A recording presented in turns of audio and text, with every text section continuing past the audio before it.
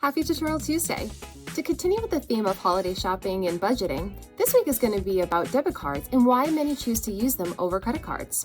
I will also talk about other payment methods such as ApplePay and Mobile Wallets. Let's get into it. Consumer payment preferences have changed throughout the years, and according to the financial brand, debit cards, cash, and credit cards are the top three. Debit cards roughly get used 4 out of 5 times by consumers when they need to make a purchase. When holiday shopping, some may choose a debit card over a credit card to easily keep track of their spending and not gain any debt. When you choose a CSB debit card, you can have anytime access to your money, make purchases anywhere MasterCard is accepted, eliminate the cost of purchasing checks, access surcharge-free ATMs nationwide via the Allpoint ATM network, easily replace if lost or stolen, and make fast and easy mobile payments. CSB debit card works with Google Pay, Apple Pay, and Samsung Pay. CSB's mobile banking is free and easy to use. With money management, you can keep track of your spending.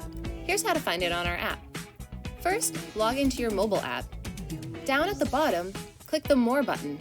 This will bring you to the screen with Money Management. Click on Money Management. Then you'll see all of your transactions. Did you know when you use a mobile wallet, your card number is replaced by a unique code for each transaction? That means your actual debit card numbers are never shared, adding an extra layer of security when you shop. Mobile payments are fast and easy since your CSB debit card works with Google Pay, Apple Pay, and Samsung Pay. Plus, there are other benefits and advantages of using Apple Pay. It's convenient, ready on your phone to use. It requires no internet. Privacy. Apple does not monitor the purchases of consumers and store details. And there are no extra fees.